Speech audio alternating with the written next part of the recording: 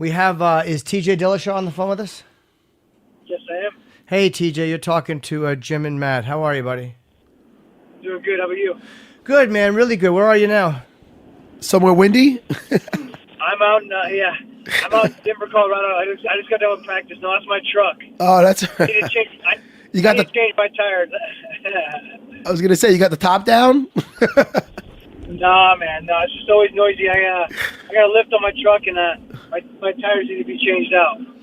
Now, are you? Do you like Denver? I mean, you left from California to go to Denver. How do you like living there?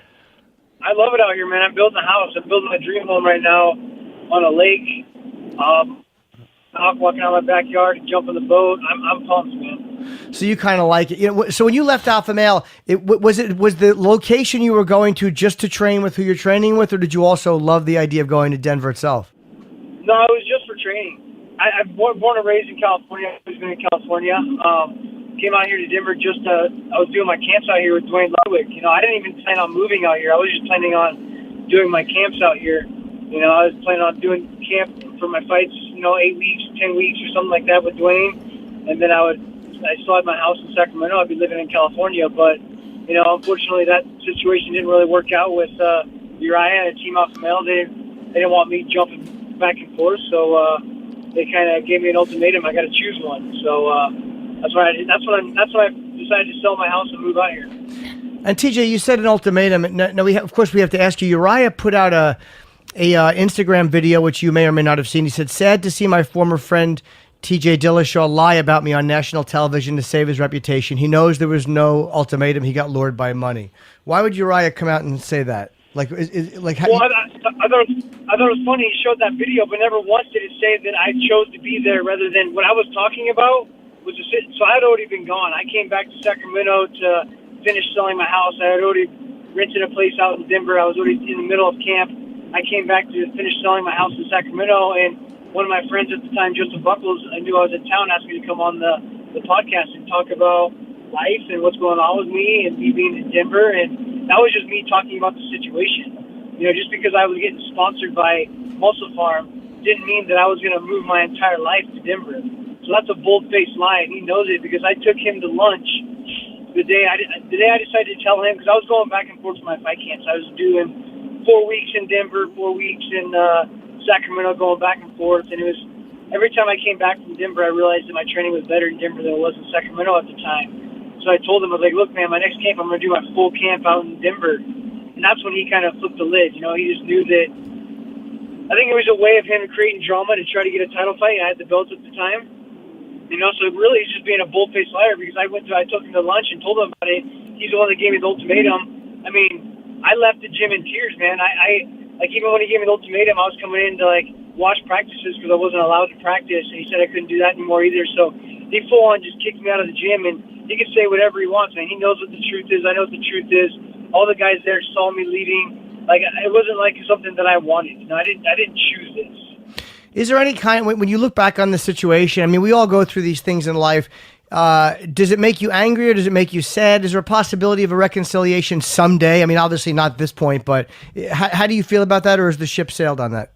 Oh, it makes me sad, man. I mean, I had friends that I thought I was going to have for life, I mean, for best friends that I made for 6 years being there, some guys that I put some hard work in with, and guys like Justin Buckles, who I was in every one of his corners for his fight. He was in mine, and Danny Castillo, and then all of a sudden he gets cut from the UFC, and he flips the script, and now he's on the other side and doesn't stick up for me. So I feel like it's more sad than angry, just because I am going to lose some guys that I cared about, How do you feel about Urijah going into the Hall of Fame, even though there's some bad blood between you guys?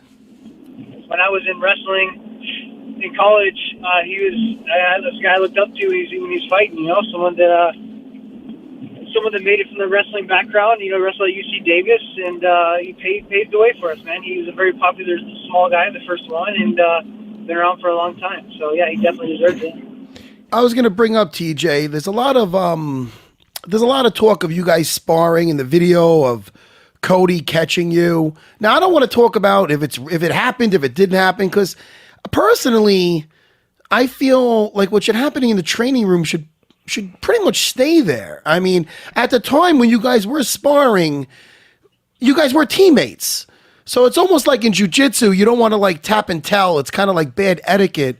What do you feel about them bringing up, the fact of them having a tape of a sparring session? Because not for nothing, there could be other sparring sessions where you had the better of them and stuff. Well, TJ, before you answer, can I just say to the people who are listening who might not be aware that Cody put a video on Instagram saying, hey, TJ, let's put an end to this. I'm going to go out and get as much money from the video of me knocking you out. How about you pick a charity and I'll donate the money to it? He's claiming he knocked you out in a video in spar just to catch people up. Yeah, okay. Sorry, I should have set that up. Yeah, and I'm telling him to go for it, release it, because I, for one, don't believe it.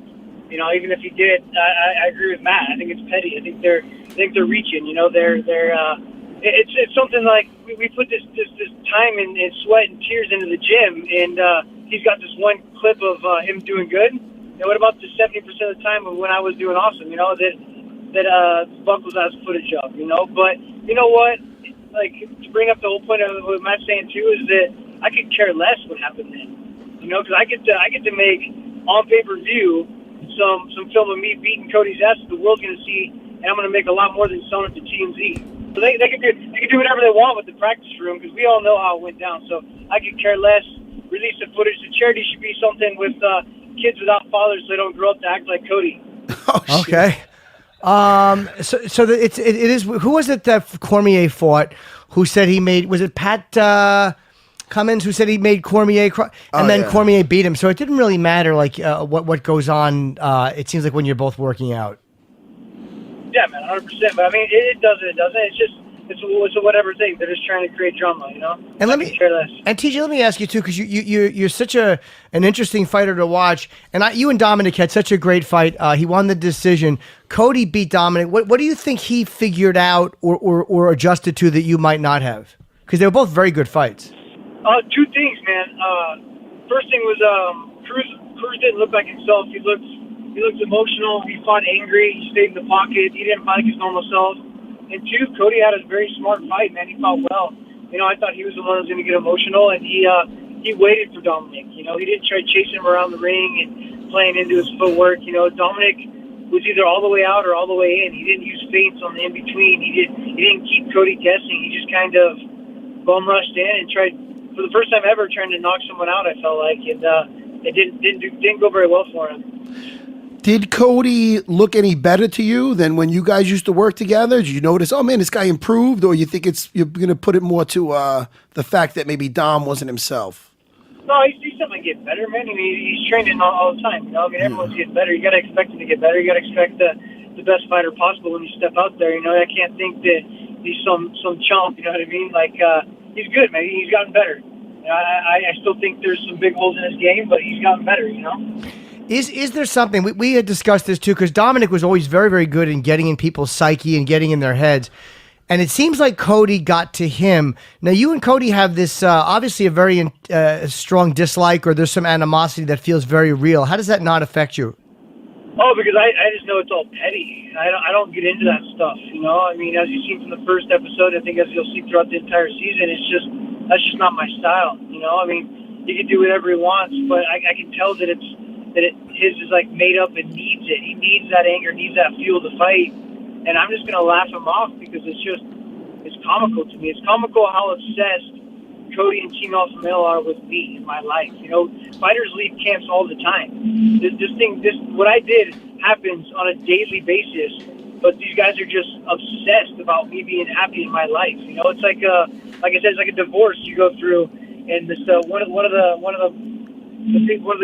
people who go through the divorce is so angry that they want to make your life miserable, and they're just trying. So I find it funny, man, that they're wasting their energy on it. And that's just going to keep me level-headed, just knowing that I made the right choice. They're making themselves look like idiots, and I made the right choice, man. When he grabbed you by the neck, I mean, were you hurt at all when he did that? I mean, that's a pretty rough thing to do to somebody, just to grab the neck. That's a pretty... No, not at all, man. I mean, it was like a half a second, I mean, I instantly broke it off and was trying to go after him, but it was not. I mean, the guy's a hothead. He wants to start drama, but he's not witty enough to make these good comebacks. So he just wants to create conflict and get aggressive. He's just not a good person. Well, you're fighting for the bantamweight championship. It's right now listed as the co-main on 2/13, July the 8th in Las Vegas. A tremendous tremendous fight. You gotta try to get there. Dude, this is a fight everyone wants to see. I like both of you guys a lot. You're both great fighters. You've never put on a boring fight in your life. Who did you fight? Was it Henan Barao when Rogan said it was the best performance he'd ever seen? I mean, just incredible, dude. So listen, good luck in Vegas, man, and we hope you have a great fight. And we look forward to watching you and speaking to you again. Yeah, TJ. I appreciate it, guys. Thank you.